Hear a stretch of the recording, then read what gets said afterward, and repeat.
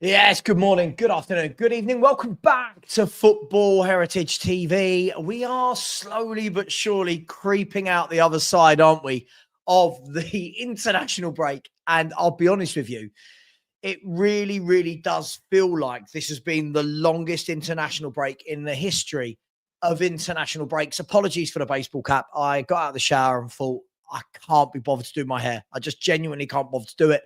It needs a bit of a cut, so I thought I'll put a hat on. Please forgive me.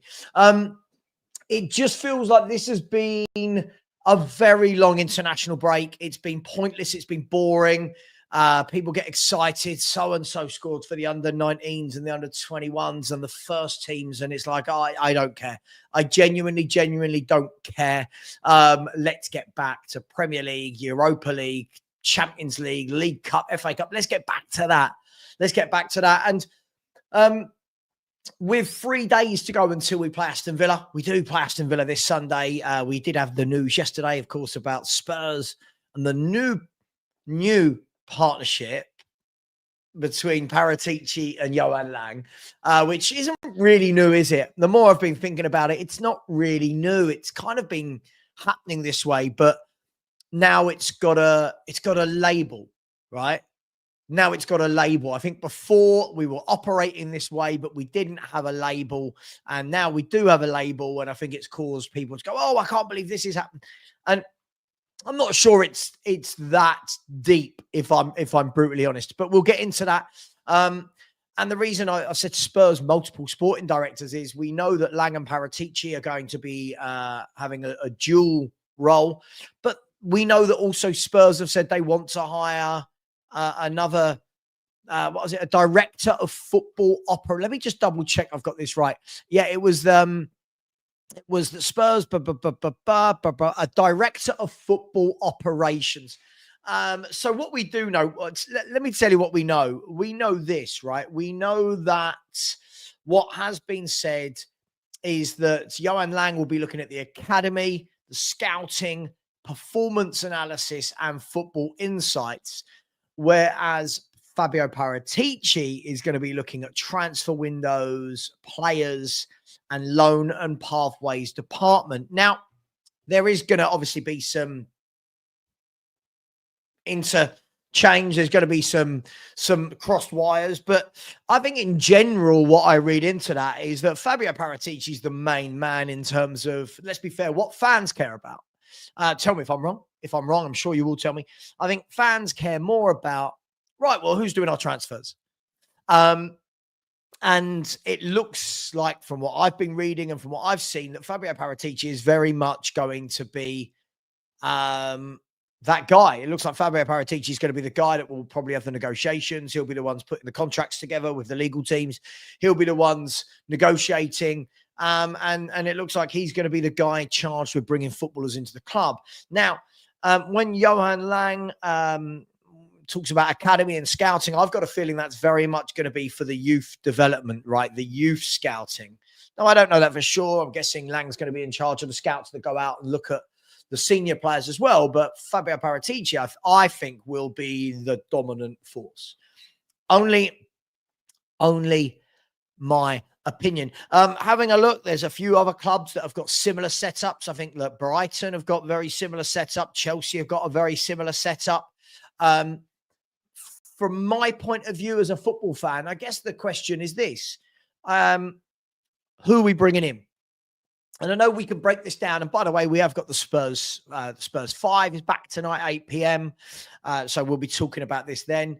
I guess the main question for me is, whatever process and strategy you want to have in the background, the key thing for me here is, when we're signing the players, who are they?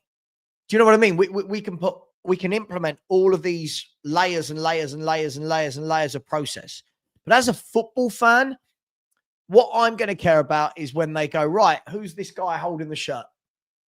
You know what I mean? Like if we get to January, the summer, and it's a Semenyo holding a shirt, it's a Savio holding a shirt, I don't care what's going on in the background. However, if we get there and we're now buying more Tells and Odebers and Archie Graves, when we've already got those young players now, then I'm going to be confused as to what the point is, what's the plan. Now, the football club itself keeps giving us a lot of nice words, doesn't it? The football club itself keeps talking about sporting success, and they're very clear to make sure that we know it's sporting success now, because obviously Levy's gone, and what was levelled at Levy for a very long time was always about, well, listen, great chairman, but just not for the sporting and the football side of the business. So now everything we're hearing from Paratici and from Lang and from Vinay and from the Lewis family, from the kids, is sporting, success. And that's great, but let's be fair. How do you get sporting success? How do you get continued triumph, continued success on the pitch? Because winning a trophy is good.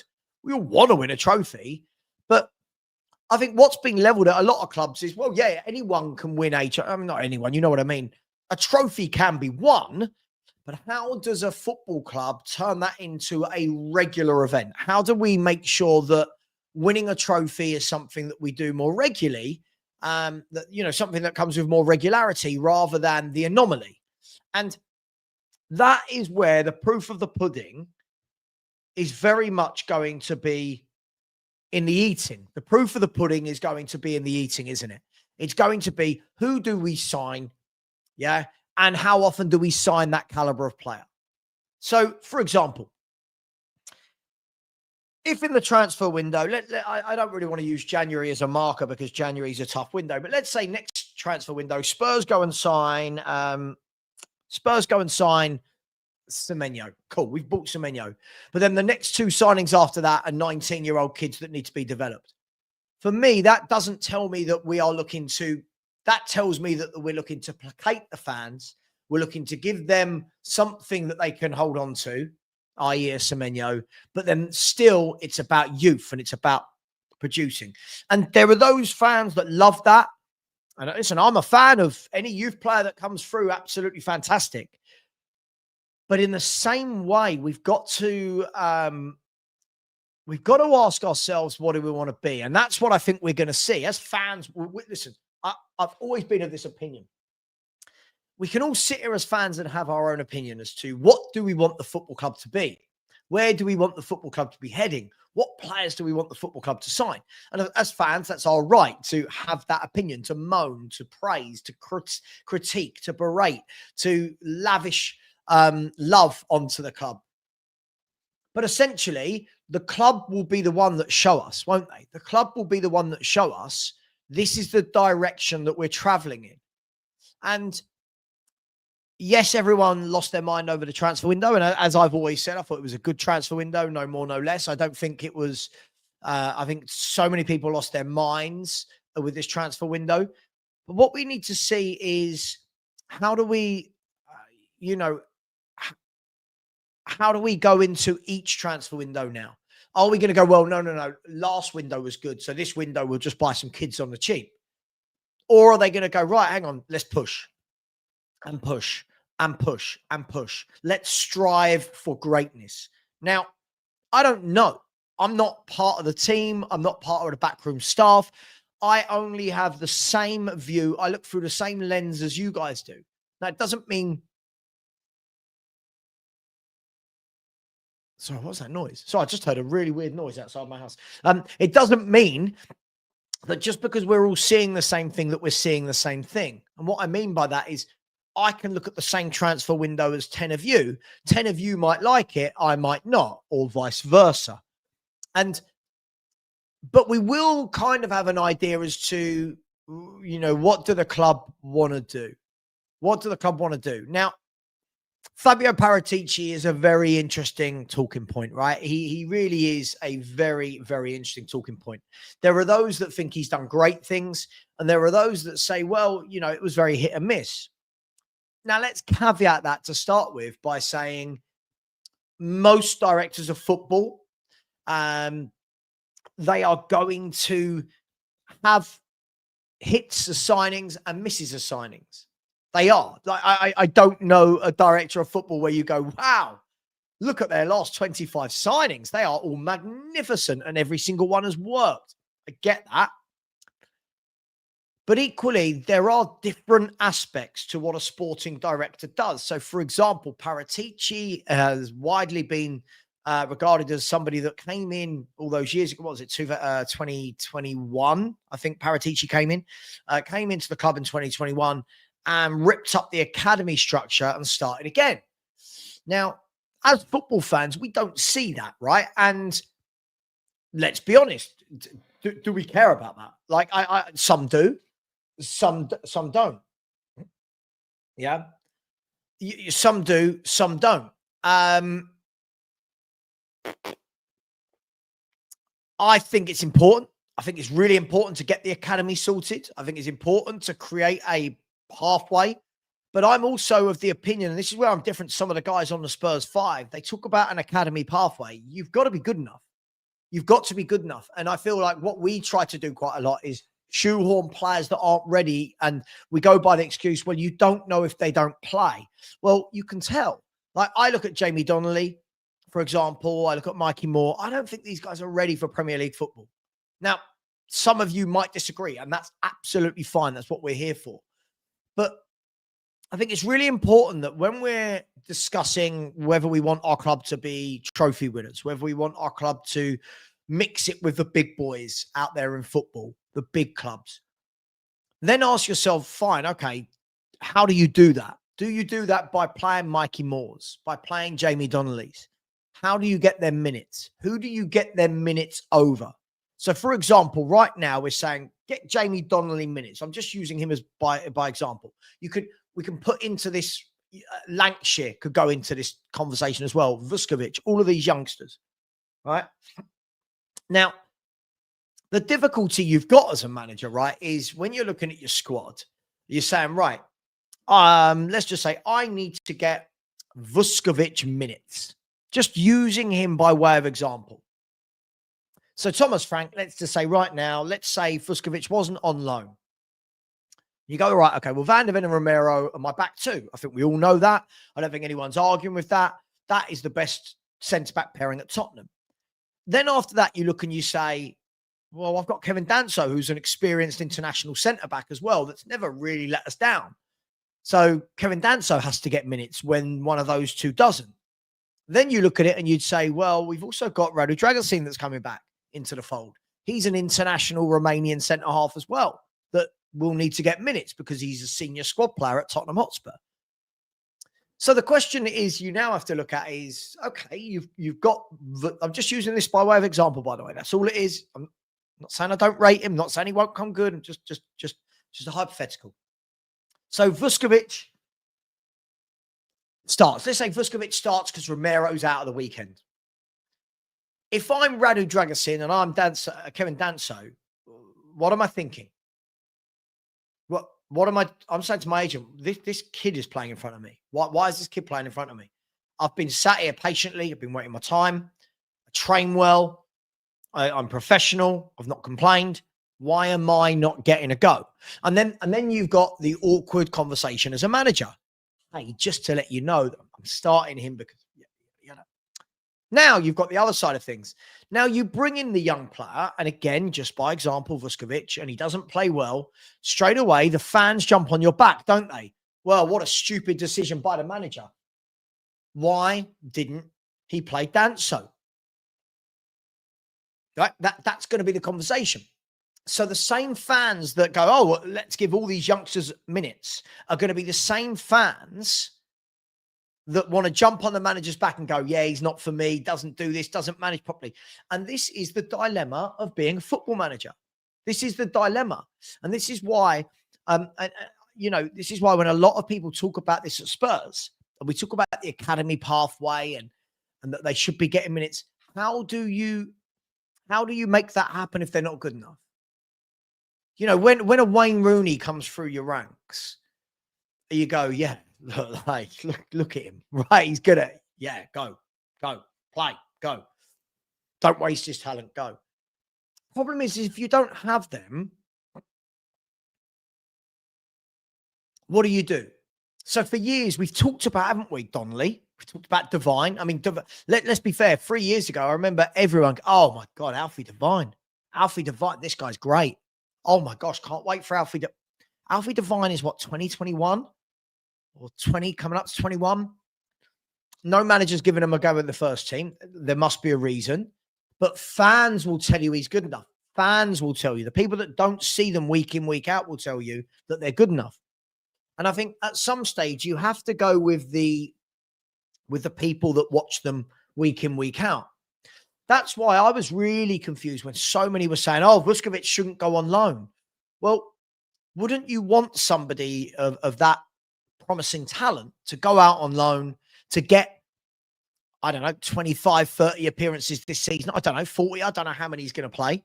Wouldn't you want that rather than them sitting in the background at Spurs, not even getting into 20-man squads? Just food for thought. It's food for thought.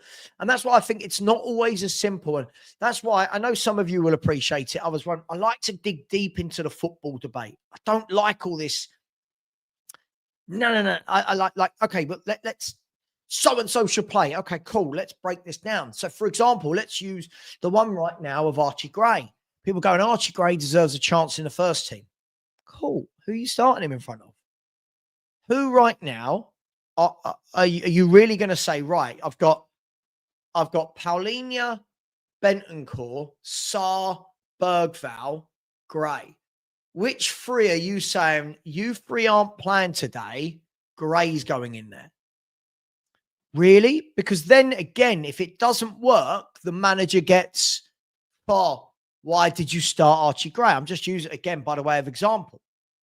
And this is why it's very, very difficult. When you buy a lot of young players, this is the problem that you present yourself. And by yourself, I mean Tottenham Hotspur. This is the problem, right? You can't just give everybody minutes. It just doesn't work. It simply doesn't work.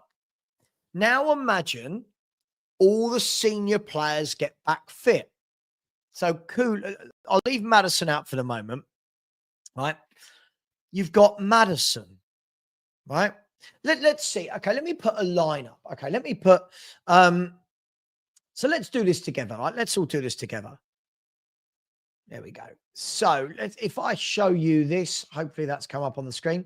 Right. So what I'm going to do is, let's say I'm going to swap Sarr out for Bentancur, because I think he is the more senior player that Frank likes. I'm going to swap Odegaard out for the moment for Kulusevski. And I'm going to swap Tell out for Mawani. Right. Okay. So now I'm assuming that everyone's fit, right? When everyone is fit here, now let's look at the players that aren't playing and see how you have to squeeze them in to 9 substitutes in a squad. So straight away, right, you've got Kinski. Straight away, you've got Kinski, right? There's one. Now I've got Jed Spence. 2, right? I've got Radu Dragusin. 3.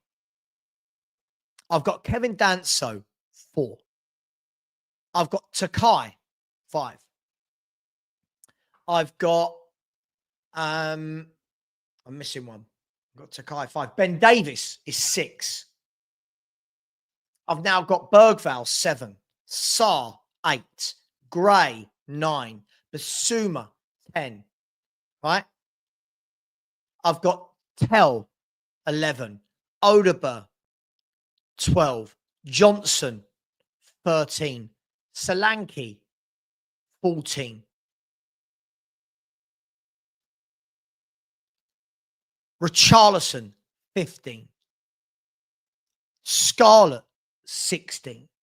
I've now got 16 players that I have to push down into 9. Right? I've got 16 players that I have to push down into 9. Now, that's without a James Maddison. 16 players. Now you've got fans going, should have kept Donnelly. Cool. That's 17 players. Should have kept Vuskovic. That's 18 players that I now need to push into 9, right? Oh, but Mikey Moore should have stayed. Cool. That's 19 players that now gets pushed into 9. And this is what I don't think people think about, right? That's what I don't think people think about. So forget, again, guys, I feel people are getting lost in the chat. It's not about whether this is the 11. I'm just talking about 11 and then subs, right? And this is the problem. When you actually bring this down, no, you've not listened to what I said. Stephen, you've not listened to what I said in any way, shape, or form, have you? This is the really difficult thing. Tell me, did the rest of you actually understand what I said there? I didn't name a sub bench. Listen to what I said, right? That's not what I said, right? Barbaric. You would think, you would think, right? So you've got an 11. And then you've got 15, 16 players in and around squad. Only 9 of them can get on a bench. Then you've got people asking for Mikey Moore, Jamie Donnelly, Vuskovic. Then you've got Tyrese Hall that people want to see. Now people also want to add in, well, I want to see Luca William Barnett's gets game. Okay, brilliant. Let's add him as well. Well, Byfield deserves it. Okay, now you've got him as well. Do you see my point? When people are going, where's the pathway? Right? Well, I'll tell you where the pathway went. The pathway went on buying Tell, Odeberg, Bergval, Star, Gray, Takai. That's where the pathway went. Right? That's where the pathway went.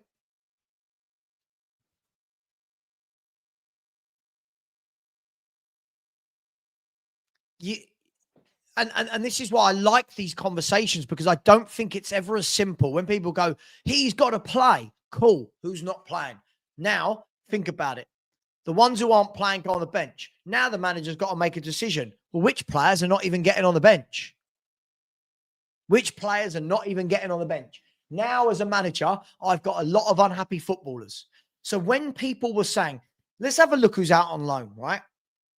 If we look at who's out on loan from Tottenham right now, I'll try and do this from the back. You've got at the back. Sorry, I don't know why I've gone blank. So you've got Dorrington, who's at Aberdeen. You've got Vuskovic as well, who's gone out on loan. So Dorrington, Vuskovic, and Phillips has gone to Stoke, right? So there's 3. Now I've got Hall, who's, I always get this confused. Is Hall at Wickham or Notts County? One of those two. Hall is at Notts County. Abbott is at Wickham. Donnelly is at Stoke. Mikey Moore's at Rangers. Ajayi is at Doncaster.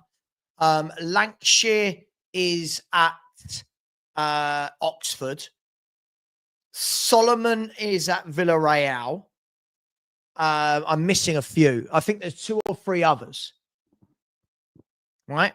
So now I've got 13 on loan. I've got 16 that don't make the first 11. And I've got a first 11. So now let's add that up. I've got 11. Alfie Devine as well. Yeah, thank you, Alfie Devine. So now I've got 11 first team players, 16 to 17 squad players, right? So what we're going there? We're going with what? 27, 28, right? Now I've got 13 players. Yang as well. Now I've got 13 players on loan. So I've got 41 footballers. Valise as well. I've got 41 footballers. 41, 42 footballers. But everybody just goes, should have kept him, should have kept him, should have kept him, should have kept him. How do you keep them all?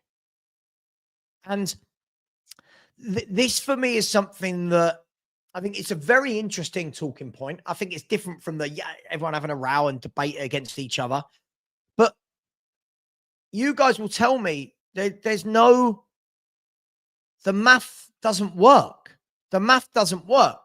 So when people just sit in my chat and say things like, he's got to start, There's no pathway. He should. Cool. Well, where are you playing them? Where are you playing them? This is the problem. Where are you playing these footballers? And when you ask people for that, I've noticed whenever I'm having this conversation, I'll try and do it. I'll do it next time I'm on the Spurs 5. You watch it. No one will give me an actual answer as to how you get all 41 minutes. And you know why? Because you can't. It's impossible. A football squad is 25, right? Registered. A match day squad is 20. So when people are telling me, oh, I can't believe he's let Moore go out on loan. Oh, he should have kept Donnelly. Oh, he should. Who's missing out? Who's telling Solanke, for example, you're not on the bench this weekend? Do you know what I mean? Like, let's just assume Mawani starts a game. Who's telling Solanke and Richarlison they're not in the squad? Senior international footballers. Is somebody going to turn around and go, you're not on the bench because Jamie Donnelly is today? It just doesn't happen. That's the problem. So anyway, I know that all started with a pathway from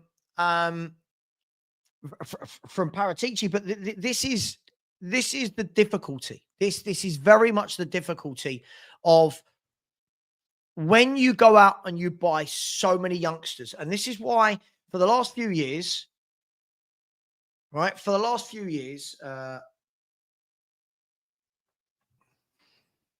second.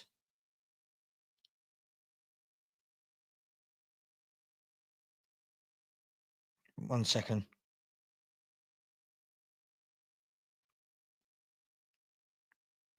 For the last few years, when people have been saying,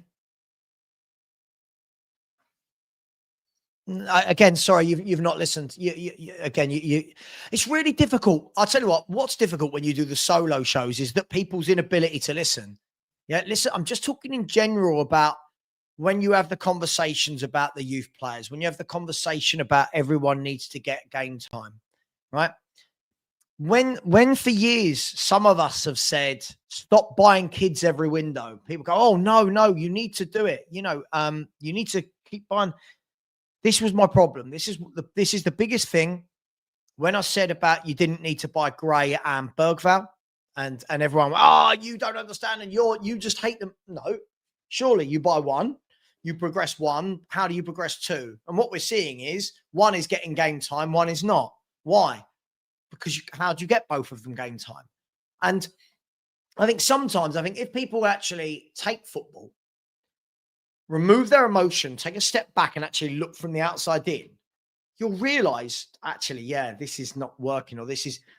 See people in my chat all the time going, oh, Gray. Cool. Tell me why you want Gray to start. No one can answer. What's the point? And it's this, Adiz.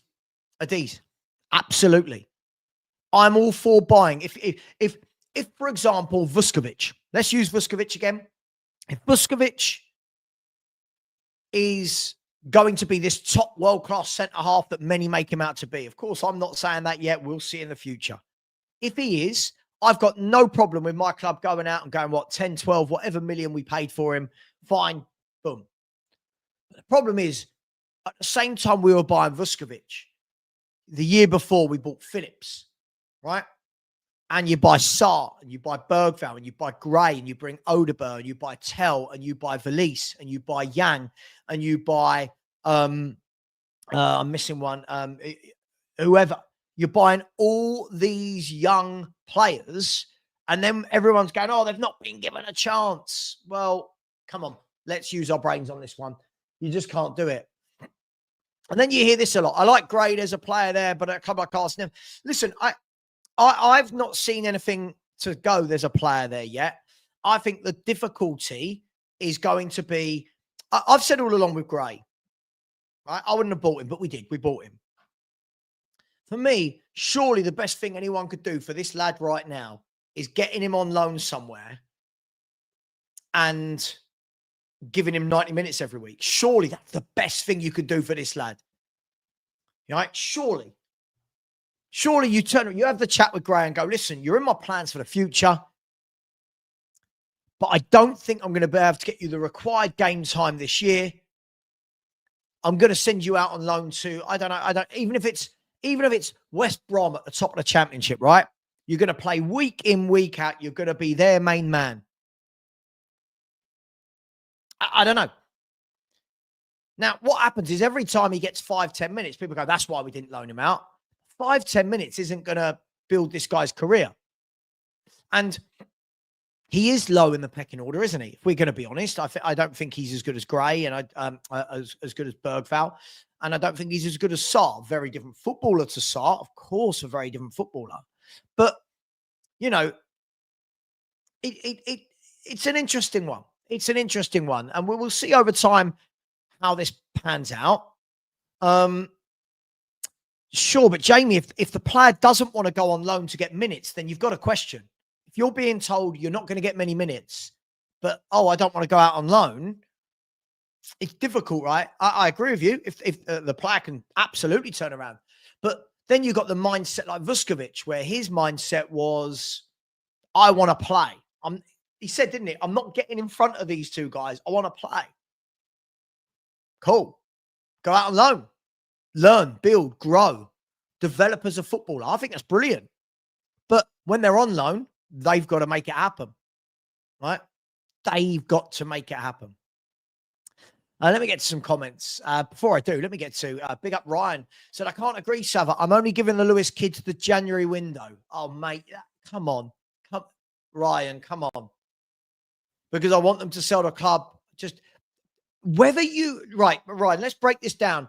You can give an honest opinion, but people hide behind this opinion word way too much. Let's break this down. You're only going to give the owners January, the most difficult window there is, where top clubs don't often sell their top players, right?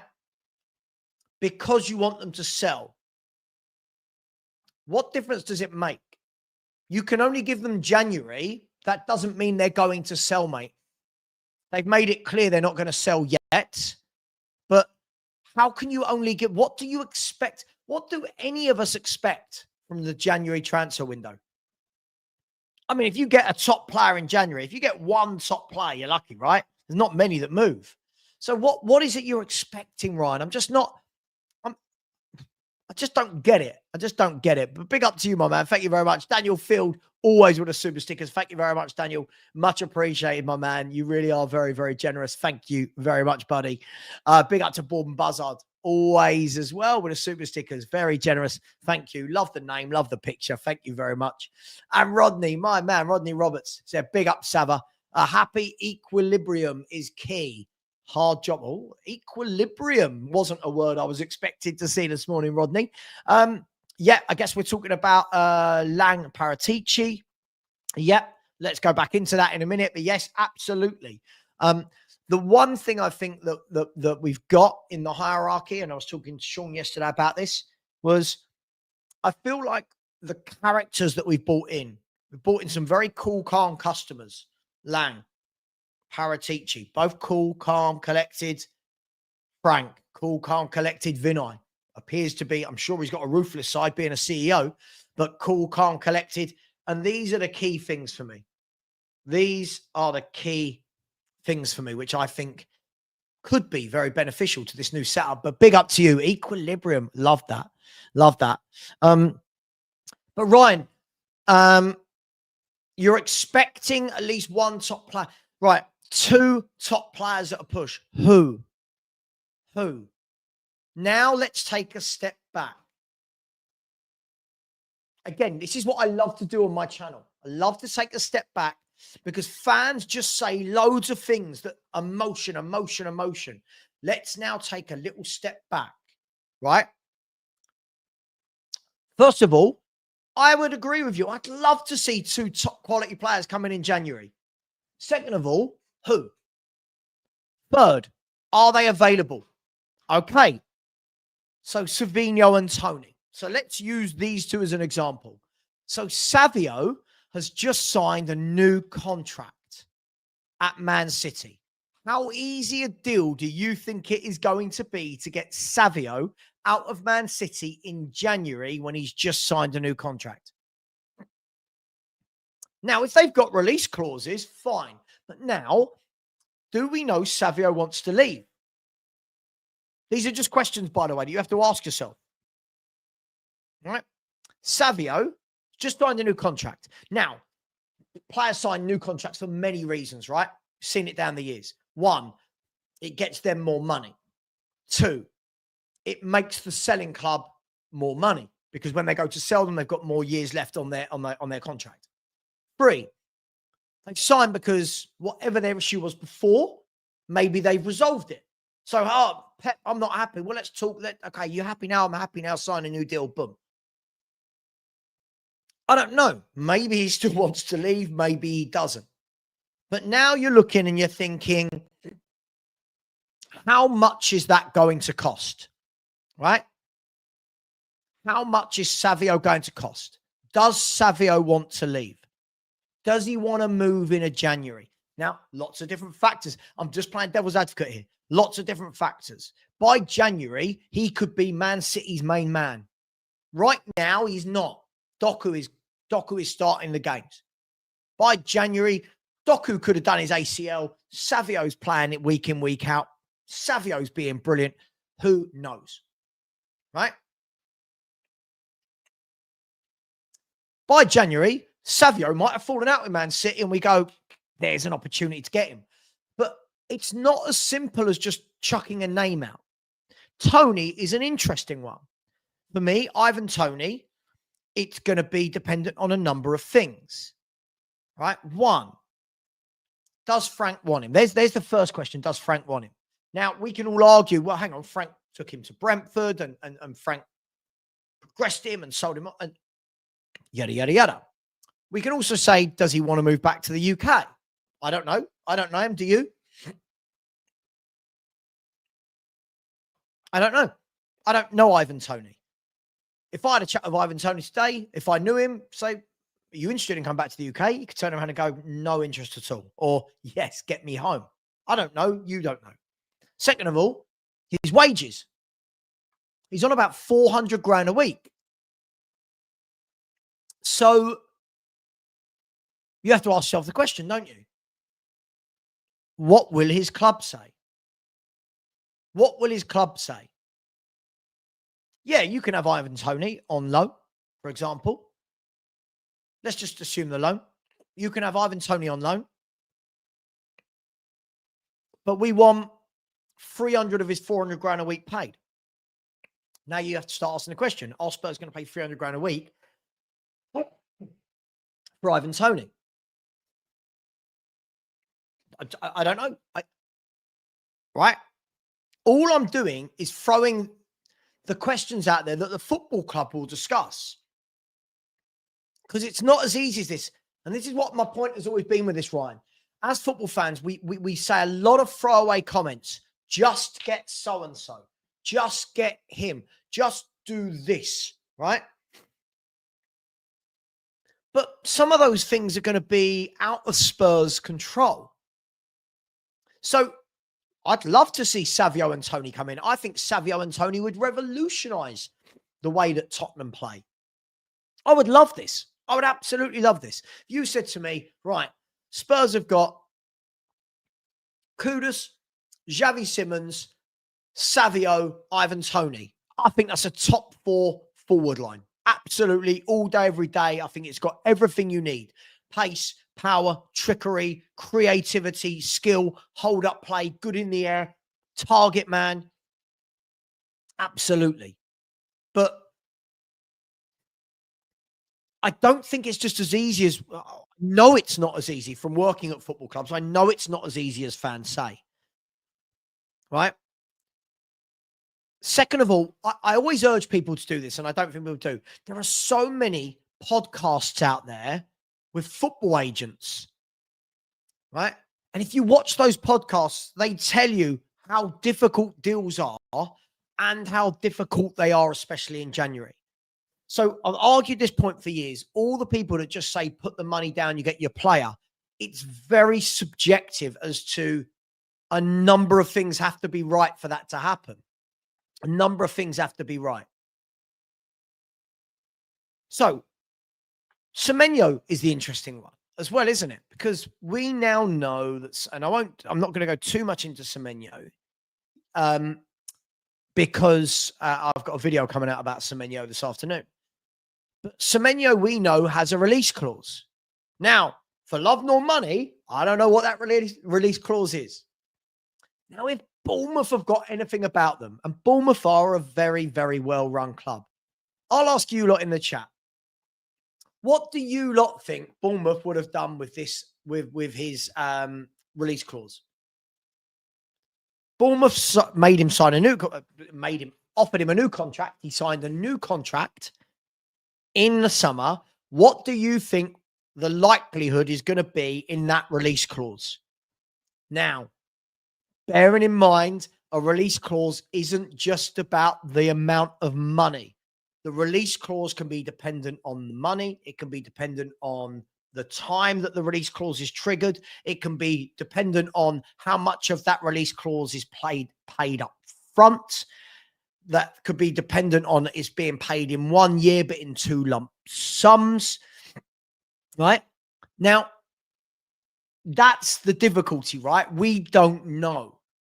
Maybe the release clause is 75 million. You can go. Brilliant. How's that broken down? Well, we want 75 million, but 50 million of that must be up front. Which club's going to put down 50 million? Right? Which club is going to go, there's 50 up front? Not many football clubs do it. Not many in the world, if any, will go, there's your upfront fee of 50 million. Now, I'm just hypotheticals. So all this is, maybe you could be sold for 75 million, but it must be paid in one go. Maybe you can leave if you hit 75 million, but only to a Champions League football club. You could be sold for 75 million as long as we get a 20% sell-on clause, a 10% sell-on clause, yada, yada, yada. And this is the thing. As I've always said, we as football fans, all of us, we talk as though football is so binary, and it is not. A top club will have all of these clauses in that we will never know about. We see the headline figure, don't we? We know the headline figure, right? The headline. Let's again. This is hypothetical. Everything we talk about is hypothetical. The headline figure is 75 million is Semenyo's release clause. That won't show you all of the 10 points that go with that release clause. You know? It won't show you that. And as fans, we go, just pay it. We don't know what it is. So, for example, let's say it was 75 million. They want 50 million up front, right? 25 million paid 12 months later. And they must have a 20% sell-on clause in the deal. So now let's assume Spurs do that. Spurs spend 50 million up front. It's a lot of money in one go. And we say 20% of whatever we sell him for goes into the contract. Are fans happy with that? Because fans will complain. Oh, I can't believe Spurs agreed to that. Oh, I can't believe it. And this is why it's not always as straightforward. This is why when we have the conversations, when I speak, I've got a lot of mates who work in pro football. I love speaking to them about these things because you get a real, you get a real sense of just how the reality is very different to fans' perception of what happens. So, for example, let's use Semenyo. Antoine Semenyo, first and foremost, he might not want to join Spurs. I don't know. By the way, I don't know. I'm just spitballing. And hopefully you guys just like football chat. That's what I talk about, just football. Let's say Antoine Semenyo has, let's go with this 75 million release clause, right? And let's assume there's clubs happy to pay it. What if Arsenal want him? What if Liverpool want him? Apparently, they're the favourites to land him. What if Arsenal and Liverpool and Spurs all want Semenyo? And by Ryan's reckoning was, we've got to get a top player. What if that top player doesn't want us? Right? Do we ever think about that?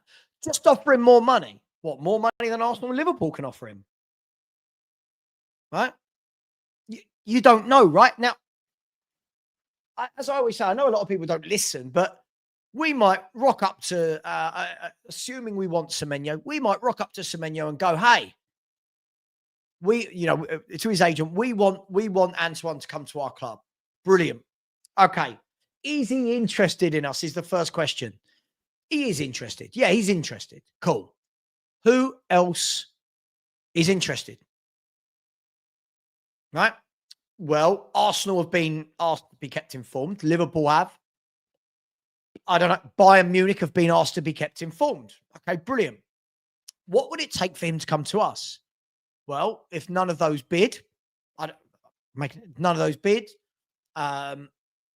yada, yada, then he'll come to you. So you're telling me if Arsenal go in, that's his first choice. We're not going to lie to you. That's his first choice. Right? The conversation might not go like that. Conversation, they might play everyone off against each other. Yeah, he's really interested. Yeah. He wants 220 grand a week. Yeah.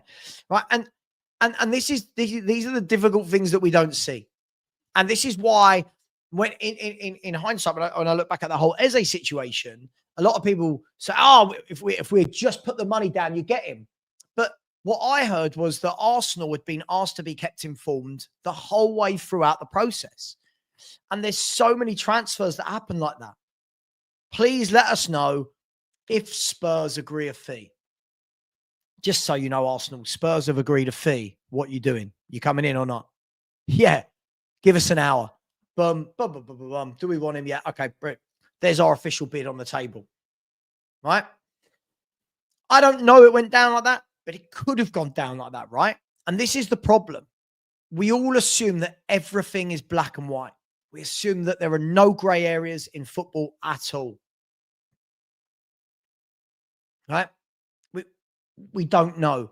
And this is why I think Sean made a great point yesterday. I think sometimes we have to look at who we are as a club and say, what's the level of player we can attract? Right? What's the level of player we can attract? Now, obviously, circumstances change and they move, don't they? So you might get an opportunity where, let me just pluck a player out of somewhere. I don't know. I'm just plucking this out of nowhere. That's too far-fetched. I was going to say Vitinha. That's too far-fetched. Let's say a player that plays for, let's say Leao, just for example.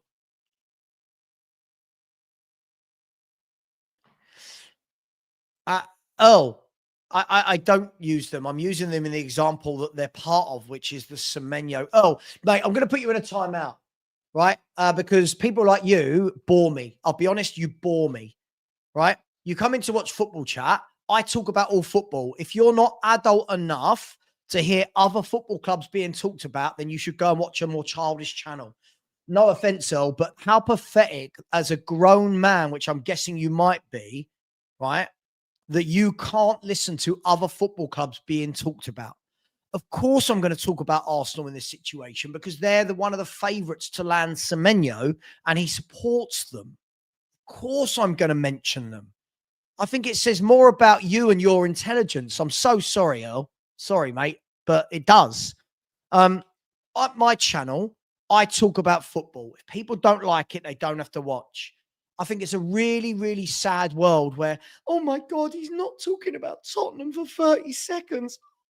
He mentioned Arsenal. Oh, boo, he supports someone else. Come on, let's grow up a little bit here.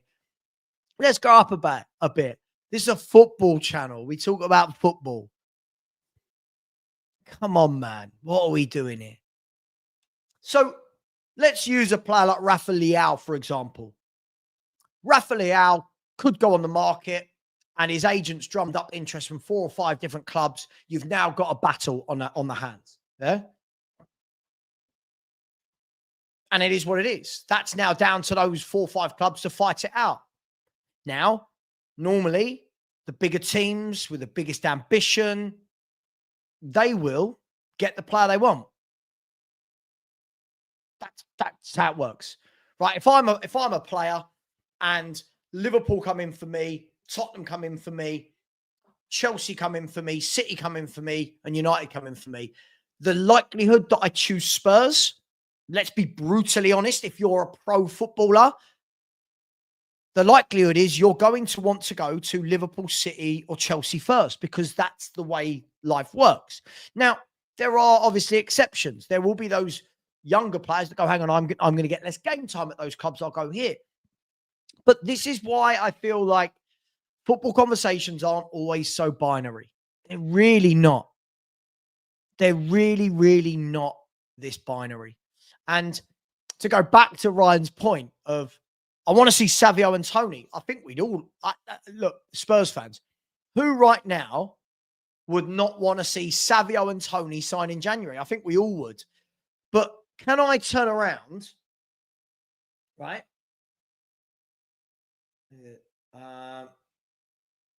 Can I turn around and say, right, Enoch, the Enoch kids who are now more involved, you've had January, you've absolutely failed. No. I want to see them being frugal. Now, it might not be the player we all want. It might not be the Savio or the Semenyo. If it's the player Thomas Frank wants, what do we say then? For example, I really like Malik Fofana of Lyon. I think he's a top player. I think he's brilliant. No, oh, sorry. I see your comments all the time in here. They're always, yeah, I always see you going, mate. I always, it's fine when relevant. Well, it was very relevant here, wasn't it? Because Arsenal are talked about in terms of wanting Semenyo and him being an Arsenal fan. So it was very relevant. They're also our rivals. So, of course, they're going to be very relevant on a Spurs channel, right?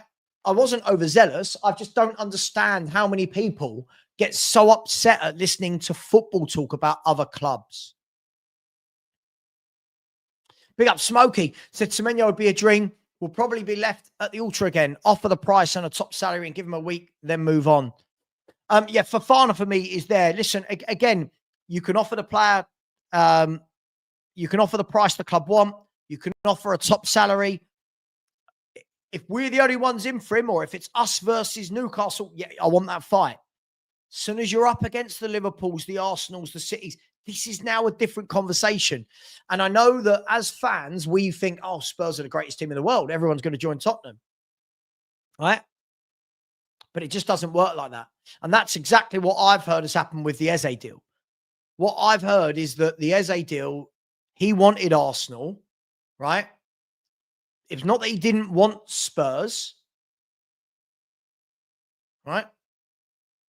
It's not that he didn't want Spurs, but he wanted Arsenal more. Now, all the while there's no bidding from Arsenal, he's going to be looking at coming to Tottenham Hotspur. But what I'm hearing is that they knew in the background there is a possibility that Arsenal will come in with a bid at some point. Arsenal did. They played it well. Let's be fair, Arsenal played it well. Whichever way you look at it, they played it well. They nipped in, put in a bid as Spurs finally got a bid, and they got their man. That's the way the cookie crumbles. Now, I can be annoyed at Spurs. My annoyance at Spurs is not so much not getting Eze. It was that we've wasted all this time. But to credit Spurs, what they did do is they went out, right? They went out, to their credit, and we got Xavi Simons wrapped up within that week. Now, that's what you want to see. I want to see, right, this hasn't worked. Where are you going to pivot to now? This hasn't worked. What do we do? It's like when you're buying a house. Yeah? It's like when you're buying a house. You can have everybody in your chain. Anyone who's ever bought a house or sold one, you've got everybody in the chain, right? And you're about to exchange. The house you're buying has fallen through. What do? Do you sit there and cry, or do you go, right, let's get back out there? What are our other options? What other houses did we see that we liked? What else is on the market? Don't just go, oh, well, we're not going to sell anymore, do you? So I think that we've got to take things into, I think we've got to take these things into account. It's why I can never take I can never ever take the opinion of just put the money down. Just put the money down is great. If the player is 100% sold on coming to you, then that's absolutely the right answer. When it's not, when there are other clubs involved, it's not as simple as just putting the money down. Had this debate with a few people months back. They were like, oh, get Joshua Kimmich, right? Yeah, just put the money down. What? Why would Joshua Kimmich leave Bayern Munich? Come Tottenham? You know, we have to be sensible about this. Now, if Tottenham got into a position where we suddenly won 2 or 3 league titles in the next 5 years, now you're going to people like Joshua Kimmich and going, hang on, look, we're in the Champions League every year. We're winning titles. We're fighting for it again. Come and join our revolution. But I've always been, maybe this is a fault of mine. I don't talk enough in the dreamy sense. I know a lot of people, oh, let me dream. Let us hope. Yeah, cool, I get it. But there is a reality to this, right? There is a reality, because if we talk like that, everyone can talk like that. Wolves fans can go, let us dream. Let us dream. We'll go and get Semenyo. Just put the money down. Semenyo's not going to join Wolves, is he? Right? Like, do you know what I mean? So I do feel like there's a degree of reality when talking about football. That's what my channel will always be. I can't. And again, as I said, I have had, I'm very lucky. I'm very lucky. You know, I've had the chance to work for 2 football clubs, and you see things and you hear things and you see what's very different to what fans think that happens. So it is what it is. Earl is not getting it, is he? No one's putting them on a pedestal. I love this. Who's putting Arsenal on a pedestal? The point is, Arsenal are a bigger club than us, right? Sorry. I'm sorry if that offends anyone, but didn't the Eze and Hincapi scenario show you that, right? And this, absolutely, Alan, thank you. Building blocks need to be put in place. Have a good season. But it's not one good season, right? Building blocks don't stop. Have the good year, go again. Have another good year, go again. Champions League revenue. This is why when people say things like, I don't mind finishing 17th as long as we win a cup, fine. But then where are you getting your revenue from to buy these top players you want? These things, these are the crazy things that people don't think about. I don't care where we finished in the league. Well, you bloody well should. It lost us loads and loads of money. Right? So when you're talking about, oh, we couldn't buy that player. Well, if we had finished 5, 6, 7 places higher in the table, you've now got an extra 30, 40 million to go and buy more players. So it does matter. All of these things matter to me. To football clubs, all of these things matter. And I know when fans say, and I get it, yeah? So when fans say, I'm not an accountant, yeah, I agree. I say that a lot as well. Yeah, we're not accountants. Doesn't mean we can't have an appreciation for the way the world works. And the way the world works is you want to buy better players, you need more money. You want more money, you've got to do better in the league, you've got to do better in tournaments, you've got to do better at it all. That's just the way we are. That's just the way we are. That's just the way football clubs run, right? Man City, before they had their money, they weren't getting in the types of players they needed to win things. They needed revenue. Same with Chelsea. And that's the harsh truth. It's not a truth. It's the truth, right? You've got to be able to compete with these clubs on multiple fronts, not just financially, but you've got to be able to compete with them in the league. You've got to be able to compete with them for what other players you're bringing in. And there's too much for me of dream world scenarios. For example, when Pochettino was doing really well with us, right? When Pochettino was doing really well with us, those were the moments where you go, can we attract some better players here? Now, not world class, but can we attract some better players? We're finishing in the top 4, 5 seasons in a row, whatever, 3, 4 years in a row. Got Champions League finals, right? We've got a great 11. We can build around people like Harry Kane and Son and Dembele and Eriksen and Ali. Those are the moments where you strike from a position of strength. Strengthen from a position of strength. Don't strengthen from a position of weakness. It's tough. Strengthen from a position of strength. You can then rock up to those players and go, hey, have a look at what we're doing here. Have a look at what we're doing. Have a look at what we're doing here. We're finishing 2nd, 3rd, 4th every year. We're in the Champions League because of that every year. Look at the revenue we're making every year. Look at the players we're buying. We want you to be the next one that joins. All right? You've got to have that. You've got to have that, right? And winning the Europa League is amazing. Of course, we needed a trophy, European trophy. Winning that is amazing. But it's a start. And now you've got to make sure that you continue with that, right? Not just winning things, but you've got to make sure that you are pushing.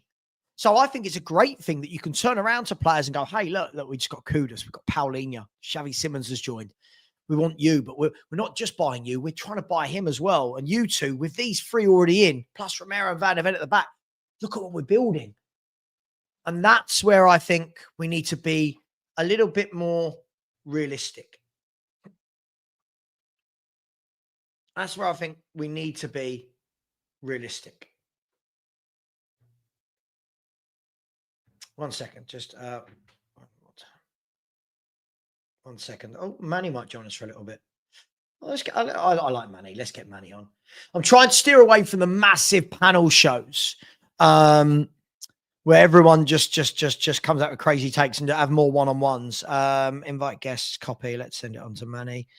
Let's see if we get Manny in his suit. I like it when Manny's in his suit. There we go. So I think these are the things we need to think about. It's not a click of the fingers, top players will join. It's a progression. You know, Paulinho, very good player. We got him in the right circumstances, right? Wasn't getting a game at Bayern Munich. We went, all right, cool. We'll sneak in and take you. Let's resurrect that career. Kudus, got him from West Ham. That's gettable. But to start taking players from better clubs, you need to start having something about you, don't you? Especially if those players are playing week in, week out. What's the project? I don't really like that word, but you know what I mean? What's the plan? What's the project at the football club? Fab as a director of football couldn't be happier. Christmas come early. Yeah, listen, mixed reviews on Fab. I think he's done some great things. I think he's done some poor things, but Spurs clearly like him. We've wanted him for a long time, and he's back. Let's see if the club continue. Let's see if the club continue to act like we did in this transfer window with those types of caliber of players, or whether or not we go and buy more young players. We'll see. We'll see.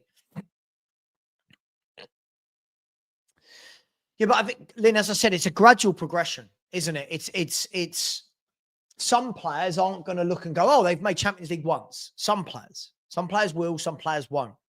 Some players are going to be like, okay, cool, but we want to see what the plan is. We want to see how you do with your new manager. We want to see what your director of football. We want to see what happens with the new owner.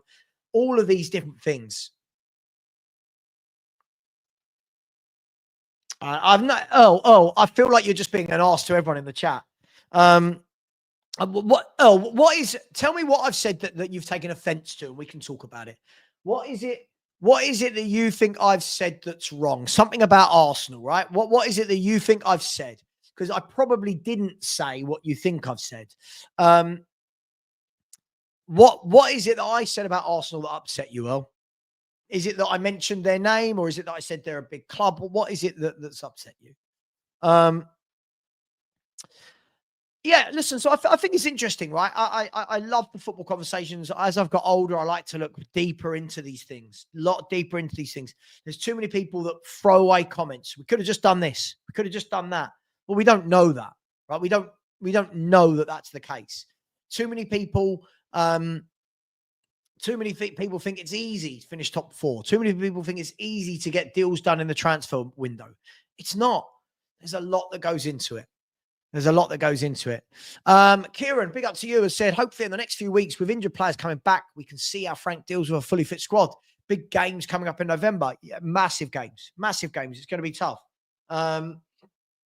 It's going to be okay. Let me know.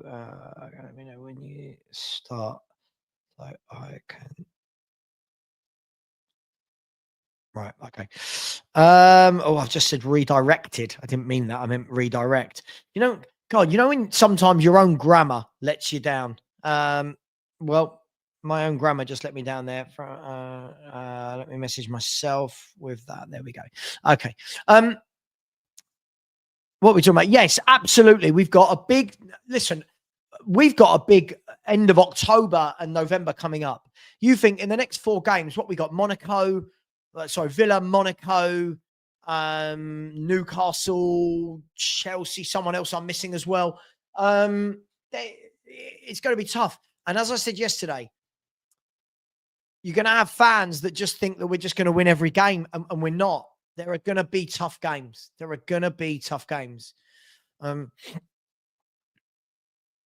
Earl Hickey said, I never said you upset me. I said, why is there an excessive need to mention Arsenal in every stream from every channel? Well, if every stream and every channel apparently is talking about them, why do you think that might be, Earl? Is it because they're the favourites to win the Premier League?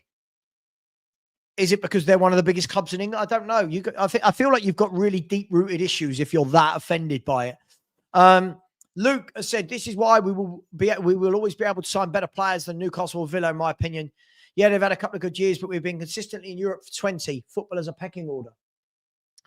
Yeah, I think that's always, yes. I agree to a degree. As long as we are in Europe, if Newcastle were in the Champions League and we weren't, for example, I would expect players to want to go there. But Luke, I think the key thing here is I think in the main you're right.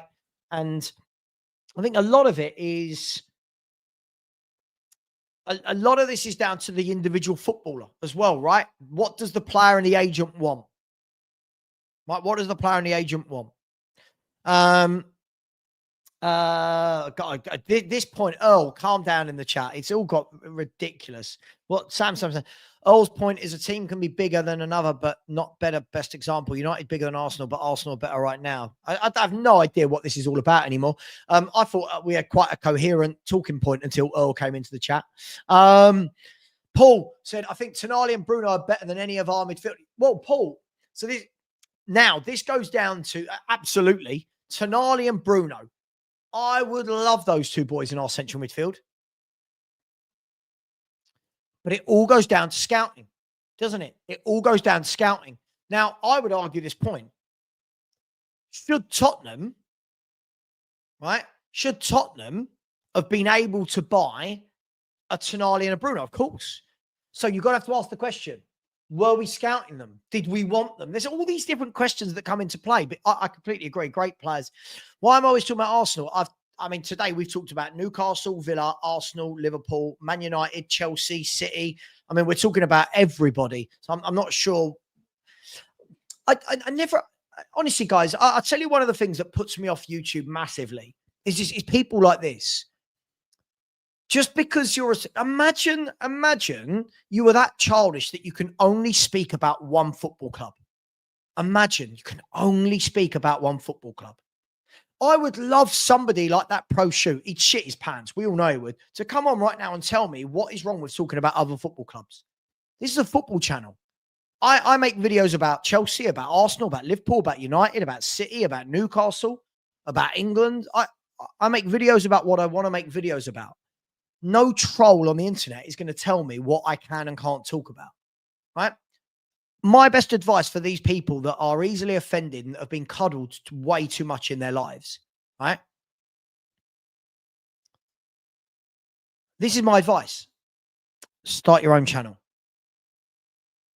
For the people like Earl that get their knickers in a twist over nothing, start your own channel. For people like Pro Shoot, here we go. Start your own channel. We actually only talked about Arsenal in the Semenyo scenario. That's the only scenario we talked about them in. But Arsenal are one of the best teams in the country fighting for a league. Why on earth would we not talk about them? Why on earth, as a Spurs fan, am I only allowed to talk about Spurs? But think about that, right? I'm going to ask this question.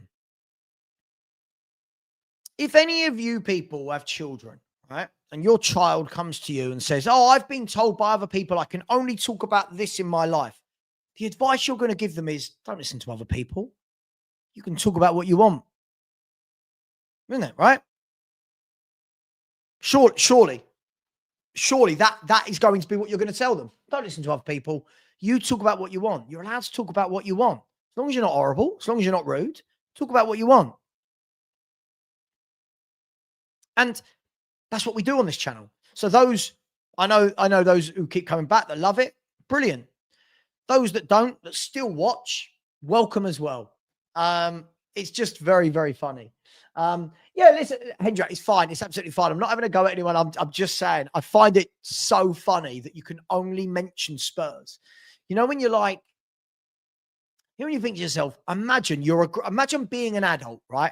Hendra, imagine being a grown-up adult watching somebody and going, oh my God, they talk about other things other than Tottenham. Oh my God. Oh my, you are awful. Oh my God. Dan Potts has the best, for me, the best panel show channel on YouTube. Dan Potts is an Arsenal fan. Does that mean he's got to stop his panel shows? No. Why would he? Why on earth would he? Right? Ransom Bance is a Man United fan. Ransom Bance does watch-alongs on whatever games he wants, same as I do. Who's going to ring up Ransom Bance and say, sorry, Rance, you're a Man United fan. Could you please stop talking about what? What? Like, it beggars belief. Brilliant channel. Of course it is. Absolutely. Listen, I'm a grown man that wants to talk football. I want to talk all things football. I don't want to just live in this bubble where, oh my God, Spurs are amazing. We can't talk about anything else. The problem you have, guys and girls, what I notice a lot is I can tell the people that don't do any homework in any other football clubs. Yeah, of course, Alice, another very good football content creator. She's Man United, right? But talks all things football. What's wrong with that? There's nothing wrong with that. Henry's got his channel. He talks all things football. I don't know why people are being monitored by trolls in YouTube. It's almost like I'd love to see. Now, Earl, I haven't taken it personally at all, mate. I've just seen you moaning for about an hour in the chat, mate. You just moaning, oh, you talked about Arsenal. Oh, come on. Talk football. What I love is I will talk with anyone about football. Right? I will talk with anyone about football. Anyone who brings up a football point, we'll have a chat. But then the people that want to just be silly, it just makes you laugh, doesn't it? And then they go around to other channels lying about me, and it's fine. It is what it is. Hendra said exactly what I was thinking. It's your channel. You talk about whatever you like. Don't know why people get. It is funny. It is funny. Philly, my man, says you can actually get better viewpoints from rivals as it's non-biased. Absolutely. Absolutely. I like the one-on-ones that I've been doing, right? Right? The one-on-ones that I've been doing with fans of other clubs. I love it. You get a sensible chat, one-on-one. Doesn't have to be drama. But you know the problem? You know the problem? The viewers are the problem. I'm going to tell you why viewers are the problem. Viewers don't want sensible chat. Viewers want drama. And I don't know if any of you saw my man Kaz did a video yesterday. Really good video. Right? About who dictates what content is done. Now, let me tell you what I mean. As a content creator, I know how to get more views. Now, hear me out before I say this. I know if I get somebody on right now and I have a massive row with them on purpose, right? I know it gets more views. I know if I have a sensible conversation with somebody, it gets less views. But lately, we've been doing the sensible conversations because I like talking football. But the viewers, by the number of people who view the drama, right? The number of people who view the drama rather than the sensible football conversations, they want the drama. If people clip up their videos with popcorn emojis and go, massive row, people watch it more. People watch it more. And that's a sad indictment, right? When Spurs lose games, more of you tune in to watch. Why? Why? When Spurs win, why aren't there... I'll tell you, for example, when Spurs have won a game this year, the most number I've had in my watch along at full time has been 1,300 people. 1,250, 1,300. When we lost to Bournemouth, it went up to 2,500 people. Why? Is that my fault as a creator, or is that your fault as the viewer? Why is it that when Spurs win more games, more people don't flock to YouTube after the game? Why? Ask yourself that question. And this is the point Kaz was making, right? Is when there are good one-on-one debates, one-on-one football chats, you know what happens? You get people in the chat saying things like, oh, it's an echo chamber. What? Because two people aren't rowing? Because two people are seeing each other's viewpoints and talking. So you have to ask yourself the question, don't you? What is it that people want?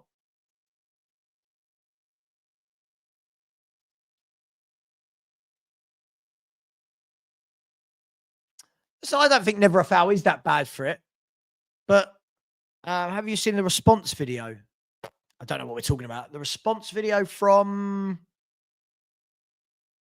I don't know what this means, Paul. Response video to who, for what? What happened? No idea. No idea. I don't really get involved in all that. I don't get involved in all this. This creator hates that creator. I've never understood it because there's so much airtime for everybody who wants it, right? I don't get it. I don't understand these people want to rock up and they want to make videos about each other all the time. It just seems to me a little bit irrelevant. Like, I just want to switch on and I want to talk football, right?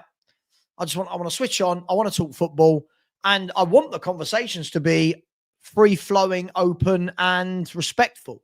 Now, sometimes I get caught up in the moment, and that doesn't always happen. Hold my hands up. Not a saint. Completely get it. But I wish that all of football YouTube was that. You could have good one-on-one, you know, three people having a conversation, and it doesn't always need to be everyone berating everyone. So, for example, Perchi and I, whenever we talk, we never row, right? We're having a conversation. We have an open conversation. People go, oh, you two just agree with each other. No, we just don't lose our minds at each other. Manny. How you doing, sir? Manny. Having some computer problems, were you? Mate, I'm having an absolute nightmare of a day, so I decided to come and talk to you on your channel. my bosses are absolutely losing their heads, being demanding, and that's why people are saying, you know, open up your YouTube channel. So,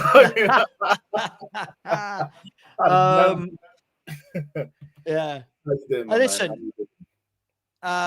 Listen, look, don't football YouTube full time is not as good as it's cracked up to be. Let me just put the answer out there straight away. Manny. This conversation started about an hour ago. It was about obviously with Enoch and the new look Enoch. Make up your own mind on that. I don't know. The new look, the new look Enoch, so to speak. And this started with people saying, "Oh, I'll give them January, and then I'll judge them." And I was very much like, "Whoa, that's a really tough window to judge by, right?" What's your thoughts on it? No, I agree. I think it's let's be serious, right? They're currently. I keep hearing myself. Is it just me? No, I can't hear. I can just hear the normal. They seem to be on a massive PR spree, right? That is for sure, and there's nothing wrong with that. They've definitely seen that, you know, the word Enoch is tainted with Levy, with the protests, with people's conversations, and they've really honed into this whole the Lewis family, the Lewis kids, the Lewis this, the Lewis that. They're trying to shy away from this whole Enoch situation, right? But I'm pretty sure that up there, in the boardroom, in with the Vinays and the Charringtons, etc., they must know 100% that if they want the perception to change for the good, it all goes down to how they operate in the transfer window, what kind of ambitions they show, what kind of players we go for, etc. And yeah, I think from my perspective, what they did in the summer was okay. I think they went in for very, the caliber of players that they went in for, in my opinion, was the right caliber. Was it enough? No, it wasn't. I think, Savva, you've been very vocal about it, especially on our left wing. But as fans, we have to be realistic. January is not the kind of window where you end up splashing, other than your odd situation, like your Van Dijk situation. It's not the kind of window where splashing incredible amounts of money. So from my perspective, I think they will try, but I will not judge them on the January window. And what I mean by that is, I keep seeing people saying, and he's my countryman, right? So I absolutely love him, Semenyo. Everyone wants Semenyo. He's the flavor of the month at the moment, right? Is. He's the new Eze, right? He's the new Eze. Yeah, he's the new Eze at the moment. Yeah. The problem is I cannot for the life of me see Bournemouth selling him in January. I'm sorry. Because if I'm Bournemouth and I look at how good Iraola is doing at the moment with the squad, which has already been stripped of, I think, four fullbacks or centre backs or whatever it was. Yes. I'm not selling them. Kirkhead, Banyi, Hewson, those three went. Ouattara went as well. They lost Kepa as well. Exactly. So they've lost a lot of players. They've brought a lot of money in.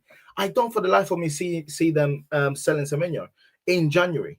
If the only way they sell Semenyo in January is if we offer 100+, and that's not gonna happen. So in terms of the Lewis family, Enoch, whichever way you want to phrase them, I think they will be judged, for me, based on the summer window mainly.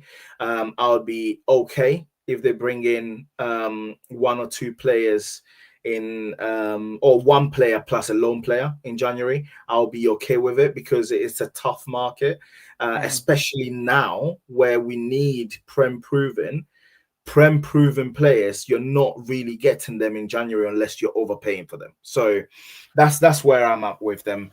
I think so far they're doing okay, and I don't really have too much against them, to be completely honest with you. The interesting thing about, the Semenyo, I said I wasn't going to talk too much about Semenyo because I'm actually making a video about him after this, but it's what it is. The interesting thing with Semenyo is we do know that he has got a release clause. Now, he does have a release clause. Now, Manny, no one seems to know what it is, right? But there is a release clause. We're going back to the Morgan Gibbs White territory now. right. That's where we're at. And this is the point where I was trying to make earlier, that just because someone has a release clause still doesn't make it easy, because the release clause, I use this number conservatively, right? 75 million. Let's just say they put in a 75 million release clause for Semenyo. We still don't know what that means. Now, what I mean by that is, I know we're all intelligent enough to know it's 75 million pounds, but how is that 75 million pounds being apportioned? Is it, well, in your release clause, we'll sell you for 75, but it must be 50 up front, because that puts off 99.9% of football clubs in the world that don't have 50 million pounds laying around spare. And I know football fans think that rich football clubs just have a 50 million pot of money but they don't. And already what I've heard is, well, we've had the 100 million investment. Nowhere did it say that 100 million was, oh, this is all for transfers. So we don't know if it's okay. It's 75 million, but you must have a 20 million. You must have a 20% sell-on clause put into the contract. So I feel like this is going to be the name we're going to hear about between obviously what mid-October now and January. And I feel that that's going to be the stick that's used to beat ENIC and Spurs is purely this one guy. The same way it was with Eze. You know what I mean? And I've got a feeling that that is what is going to happen in this fan base. Call me cynical. No. Listen, I've been in this social media world just very recently, and I've already realized that it's very hard to have sensible conversations with a lot of people because everyone seems to have one thing in their mind, and that is it. They would not hear any part of it. But you're spot on. That's mainly one of the reasons why Forest were able to tie down Morgan Gibbs-White, because what they said at the end of the whole thing was that the fact that we might have got the number right in terms of the release clause, but we didn't meet the various different clauses. Sure. And that is what a lot of people sometimes don't understand about the contractual situations with these release clauses, right? Is that there are a lot of different legalities that form part of one full release clause rather than just, right, here is the money, off we go. That's the first thing. The second thing we have is exactly what you said. Premier League clubs at the moment have got a lot of cash, right? And because they've got a lot of cash, they can make certain level of demands that when you go to Europe, when you when you go to South America, when you go anywhere else, they don't make. As an example, you can't was it Eze's release clause? They wanted, I think, the initial release clause, they wanted a 40 million or 50 million, whatever it was up front, right? They insert these things because they can, right? And as you said, and it's a deterrent. It's a deterrent. In the first instance, it's a deterrent, 100%, right? 100%. And what people don't understand is that, take Spurs' ENIC's injection of X amount of million. What people don't understand is that when you go into the transfer window and a club quotes, right, we want 60 million for the player, but we want 40 million up front. People forget that the 40 million that you're paying in cash up front is not your only cash outlay in that transfer window, because what you're going to have is previous purchases that you've made, right? The installment of those purchases come, being having to be paid at that point in time. That's why I think it was either Connor or someone else who was looking at the accounts, right? Saying that I think whether, I don't know, I can't remember whether it was this summer or the summer before, we had one of the biggest debtor position than any other club in the Premier League, where we had to pay, I think, like 200 million in cash or something like that, deriving from previous positions. So if you go into a situation like Semenyo and they quote you 50 million, you need to remember it's not 50 million it's not just 50 million, it's 50 million plus everything that you owe.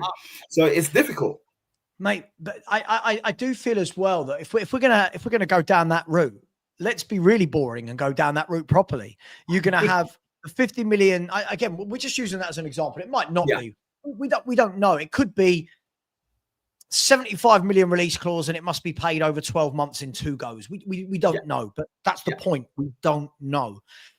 But let's assume it's 50 million, right?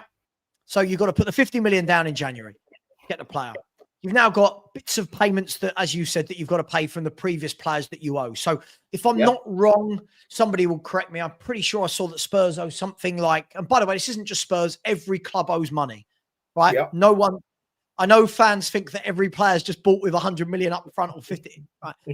I believe it's somewhere in the region of 267 million that we owe in players. So that money will be chipped away at in January and then the summer. January, then the summer. So you've got that money. You've got the 50 million that's being spent on on the player Semenyo in this example. You've now got Semenyo's agent, right? You've now got any sign-on fees for other players that come in on a free transfer. You've now got anybody that needs a salary hike because this player's coming on more money. And sorry, oh, bless me. Didn't have time to press the mute button there. You've got players coming in and go, oh, well, hang on. Semenyo's coming on 220 grand a week. In my contract, it says that I match the top earner. So now you've got that money that goes in as well. You've now got money for any other additional signings that you're making alongside Semenyo, right? So all of these different bits of money that get outlaid is what, imagine being a finance officer at a football club like a Tottenham or an Arsenal or a Chelsea or Liverpool. It must be, the P&L must be massive, right? It must be the most convoluted P&L you've ever seen in your life of just, you know, ins and outs as your first column, right? Ins and outs. What do we owe? When does it need to be paid? And the staggered payments. I think it must be... It must be mad. It is mad, and I don't want to add to, obviously, as you know, I'm a finance bro, right? I don't want to add to the complication, but what we are just talking about at the moment is just the cash in and cash out, right? So that's the cash inflow and the cash outflow. We're not even starting to even talk about, you know, your amortization of players' contracts over their the life of their contract. We're not talking about any of that. So 100% is convoluted. That's why you'll see that they have, you know, a war committee of accountants who will definitely be working on all of this, right, to make sure that our cash position is correct. Because again, as a club, which I was very surprised about until this year, because I've never really looked at accounts. As a club, we've realized that we're not that cash rich, right? But in terms of PSR, we've got a lot of headroom. But what the problem is that cash is king in every accountant. Any accountant will tell you, cash is king. Your P&L can look the most favorable P&L ever. Your PSR headroom can be the most favorable PSR headroom ever. If you haven't got cash to substantiate that, nothing works. So it's, from a fan perspective, a lot of fans are very much like, well, we don't want to hear about any of this. Because it's all inside of it. I want a shiny new player. I want the new player. Get him how you get him. I learned this a long time ago, right? That turnover is vanity, profit is sanity, and cash is king. Yeah, that's how I always learned when managing P&Ls and when looking at companies. People go, "Oh my God, have you seen this company? They turned over 1 billion this year. All right, what's the profit? Oh, they made 10 million. All right, well, yeah. Don't get me wrong. For me and you, I want to make profit of 10 million, but you get my point, right? Yeah. And this is why when you're talking about amortization as well, I think this is really important, right? Because I was having this debate the other day. You know, my mate Matt, who comes in the chat, going, oh, we shouldn't have signed up Bentancur anymore. I don't care what he's worth. The thing is, you let a player like Bentancur go on a free rather than retaining his value and making money on him. That's now money you don't have. I know that sounds really basic, but then people are going in the window. So let's assume the people that wanted Bentancur to just run down his contract and leave on a free, right? What would happen is Bentancur plays all this season, runs down his contract, right? And in May, June, he leaves on a free transfer. Then people are going, right, we've got to replace Bentancur. Cool. With what money? How much do you think is being pumped in to replace a player you've made no money on? Now, you might only get 15, 20 million for Bentancur, but that 15, 20 million you might get from Bentancur allows you to go and put a down payment down on a new player, or allows you to pay off wages or agent fees. And this is where... Not just that, Savva. Well, that 15 million comes straight into the P&L, which means that you can then spend more than the 15 million because you then are able to spread the cost of the player coming in via the years. So it's not just 15 million. That's the reason why United are extending Maguire's contract, because everyone at United knows, oh, Maguire is not that, but he's an England international. You don't let an England international run down his contract because you need to get the money in. People need to understand all of that, 100%. Yeah, and the thing is, I like those conversations because it's not. I'm not an accountant. Listen, I want to see my club buy the best players as well, but I just feel that the more convoluted football's got, the more fans need to understand how this actually works. And I was gutted. We let so many players go for so cheap.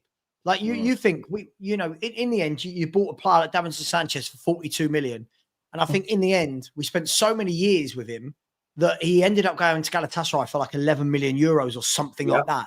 And you're looking and thinking, you've got to, you've got to do better than that. Eric Dyer, people, I'll just let him run down his contract. Well, I'd rather you give these players contracts and say, listen, let's do each other a favor. You're going to get more. You're going to get more money in the short term because your new contract gives you a bigger salary. Yeah. However, find another club. We get more money from selling you. You've now got more bargaining chip with your new club because you've got 3 years on a contract as opposed to being a free agent. But the problem is when you let players get down to that stage, they're in control, Manny. Yes. Right? Yes. They're in control. So this is why when I say things like, I would have sold, like just me personally, I would have sold Son a few years earlier. I would have sold Son a few years earlier. And it wasn't that, oh my God, look how dreadful he is. It's at this stage, right? At this stage, we can get good money for you. You're still really, really marketable. Now, we got 20 million quid from USA. Yeah. You sold him 2 years earlier. I think you're looking at 70, 80 million quid from anywhere in the world because of his marketing value, right? But again, this is where the emotion of fans versus what the club needs to do. Yeah. Now, let's look at this another way, Manny. You let a player go down into the last year of their contract. They have all the power. Nope, I'm going to stay. I'm going to run down my contract so you get no money from me. And that way I get a big chunky signing on fee when I move. Right? For me, I think you take the power away from the player. That's the thing for me if I'm a football club. And this is why I don't get sentimental about footballers, Manny. I know people get so I don't get sentimental about them because you know what? In 5 years, I won't care. In 5 years, we won't be talking about, look what Son did. We'll be having conversations about who we got now, who's doing things now. 100%.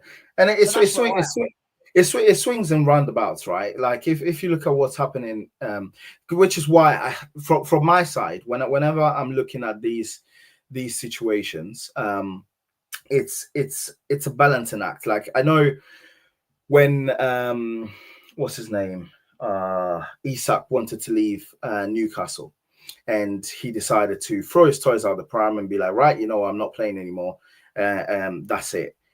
That's the reason why sometimes I'm not quick to just judge and critique players like that, because then you have situations like Sterling and Disasi at Chelsea, where they literally they just get told, right, well, you're not part of the team. We want to get you out. You're not getting out. So what we are going to do is we're going to let you train by yourself. And by the way, if you want to come into training at 3:00. I was listening to a very good podcast by, I forgot his name. He was a Man City defender during the Mancini era. I forgot his name. I'll ping it to you later on. But he was saying the same thing. He was saying as a player, the inconvenience when teams when coaches tell you come in at X time, say 3:00 during rush hour, everyone goes out at that time. It's a balancing act. So from my perspective, I'm not too much one way or the other when it comes to these situations. But what I definitely am not against is signing on players like Bentancur, because in my opinion, like again, he's got the experience. I don't think Bentancur is as bad as people think, or people make him out to be. We definitely need better, 100%. But I would rather bring on a Bentancur than bring on a Bergvall in a serious situation, right? Because of Bentancur's experience. And if signing him on keeps his value, that's also added bonus. Manny, I use the example. By the way, yeah, I've got a video coming out on Semenyo because there's a lot of my video on Semenyo isn't going to be, oh my God, just buy him. That you guys know I don't act like that. I don't do the whole clickbait thing. My video is going to be more about what options are available to this guy. We'll wait for the video. Wait for the video. Yeah, I'll wait for the video. Well, let's wait for the video, guys. Talking about that Bentancur situation, this is why when the team was announced for Leeds, and let's just have a look. So the team that was announced for Leeds, let me bring it up. Hang on, let me just quickly change because it wasn't Kulu, that was Odeber, and then that was Matisse Tell. So when the team was announced, I believe it's that. I believe it was that. Yeah. When the team was announced, and you get a lot of people, Manny, going, oh, Bentancur again. And I looked at it and I said, we're not thinking properly here. What we're doing is we're thinking about the players we like, not the scenario we're in. Yes. Right. And I think that's a really, that's the difference between managers and coaches, right?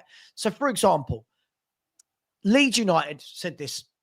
Leeds United are a tough team to play at home. I don't think many teams will go to Elland Road and get wins. Not saying they're not going to lose another game there, but I don't think you're going to see them lose 7 or 8 at home. I just don't think you will. I think that is what I think will probably keep them up.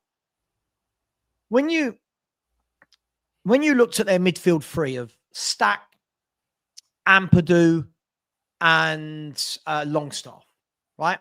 And you look and you go, would I want any of them at Spurs? No. Are they solid pros, work hard, strong, good in the tackle, want the fight, want to drive with the ball? Yep. Yes.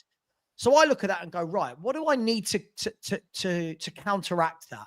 I need my 2 senior pros. I need my 2 pros that have a position and know to stick to it. And I don't mean rigidly, but Bentancur and Paulinho will go, right, this is my area here. This 20-yard area here is mine. Now, people go, oh, I would have had Bergvall. I'd have had Sarr. I'd have had Gray.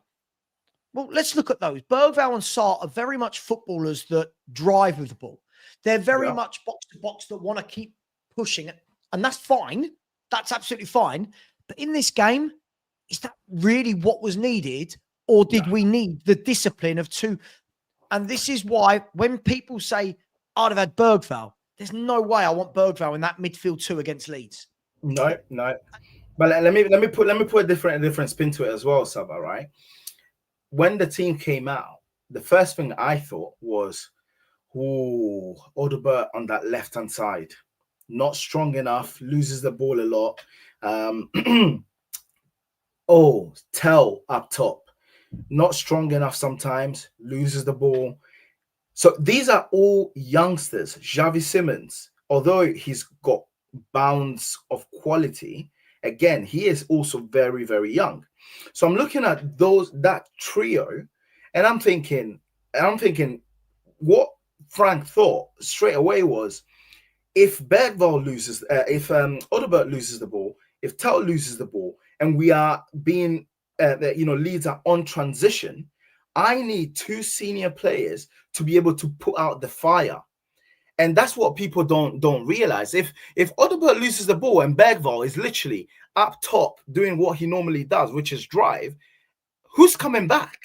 Yeah. Who's protecting the back 4?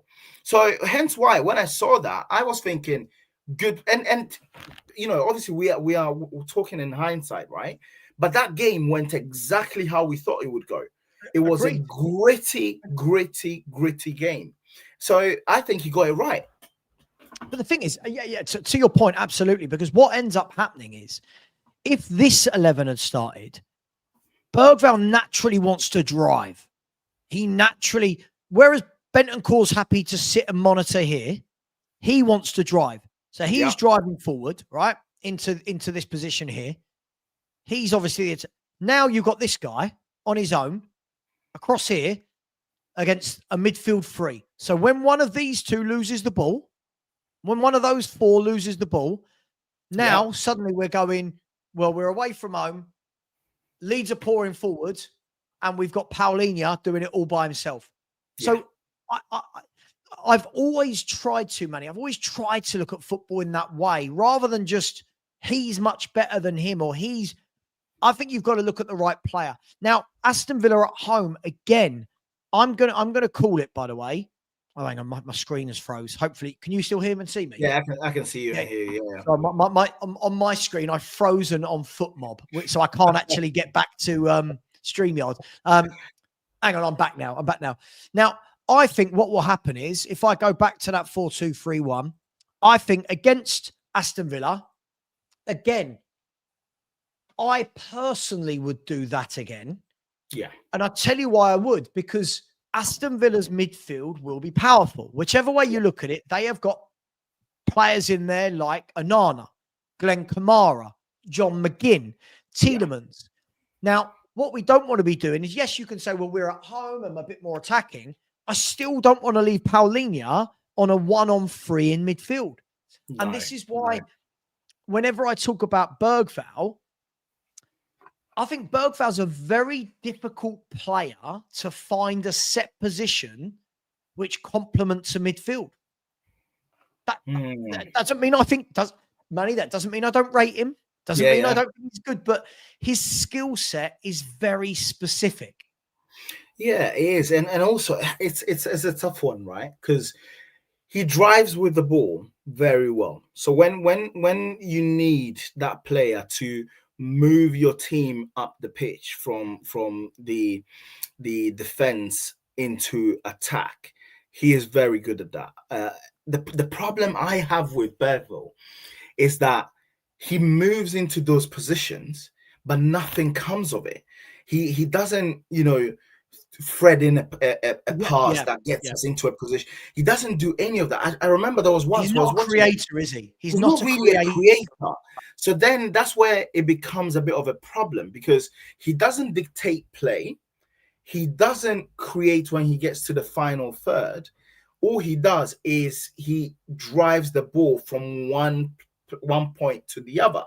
So it's his skill set comes into play. It becomes very specific to who we are playing. You know what I mean? And exactly that. I was actually going to say, right, that when we are faced against teams that have got ball playing midfielders that will just pass,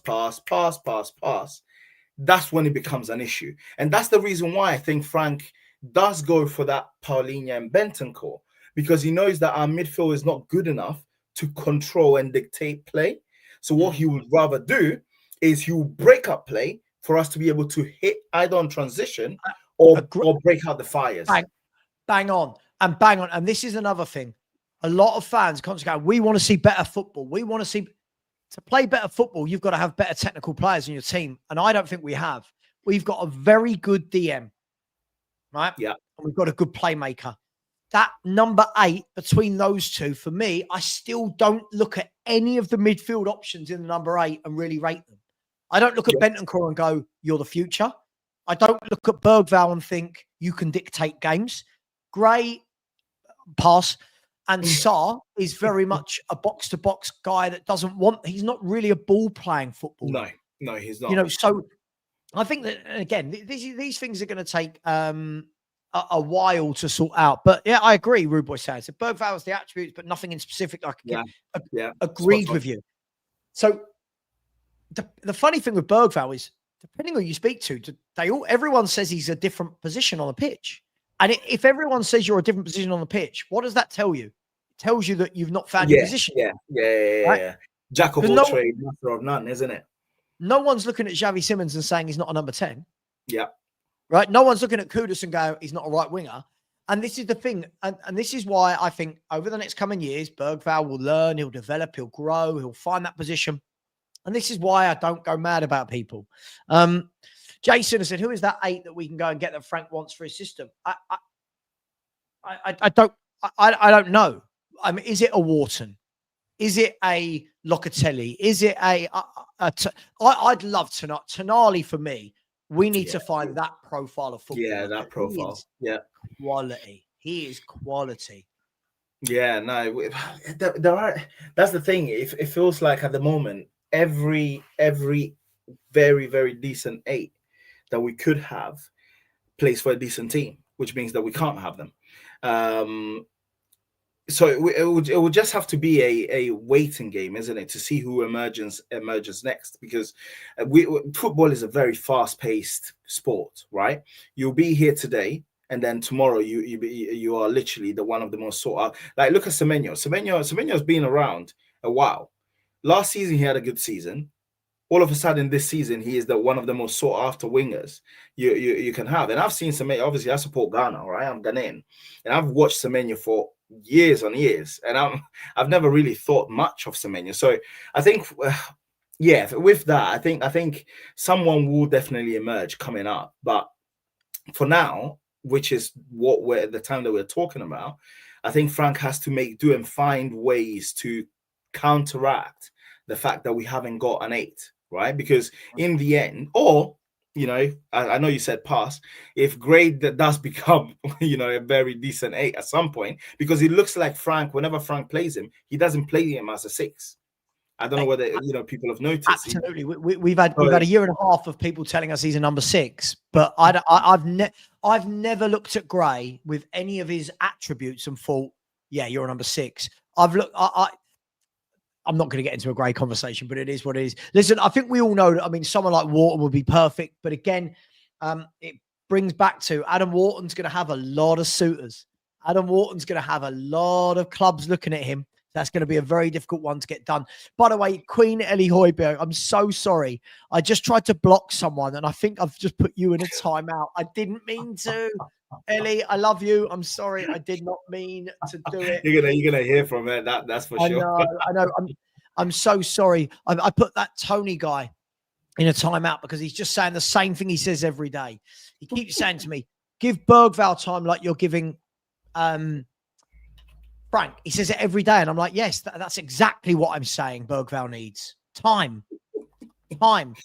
You lot, not all of you, you lot stop putting him on the pedestal. I haven't. Time will tell us how good he is. Listen, Manny, I am going to end the show there because I am going to send everybody over to Never a Foul. I'm joining them guys for 45 minutes. So please, when you get over there, just say Savva Raid. Big up to Rodney, his second super chat. Thank you very much, Rodney. Really appreciate you, my friend. So big up, Savva. Great show. Love the topics. Rodney, I try so hard to have football conversations about all different things, but people still just moan about it. Thank you very much, Rodney. I really appreciate you. And Paul Langley, always with a super sticker. Thank you so much, Paul. You are very generous. And I really, really do appreciate you as well, my friend. So thank you very much. I'm so sorry. I'm jumping off here. My boss just sent me a full request, so I need to get that done now. My man. You take care. Take care, man. Yeah, see you later, mate. It just gets a little bit boring, doesn't it? That guy, he doesn't listen to anything I say. He just responds with what he wants to say. But hey, it is what it is. Yes, the Spurs 5 is live at 8 p.m. tonight. We are live at 8 p.m. We'll be talking many, many things and looking forward to Aston Villa at the weekend versus Tottenham Hotspur. Thank you very much. I'm going to send you over to the Spurs 5. Thank you to everyone who's liked, who's subscribed. Thank you for all the sensible comments. We'll be back tomorrow with whufc as well on this channel when I've got a video about Semenyo coming out today. Big up Dean Law getting in the 99th minute super sticker. I'm going to do a fan show. When will I be able to get a fan show in? Tomorrow, I will get a fan show in. Yeah, I will do. I will. Absolutely. Absolutely. Much love. Take care, everyone. Thank you to all the sensible ones. Thank you to the trolls as well. Remember to say Savva Raid. And as always, come on, you Spurs.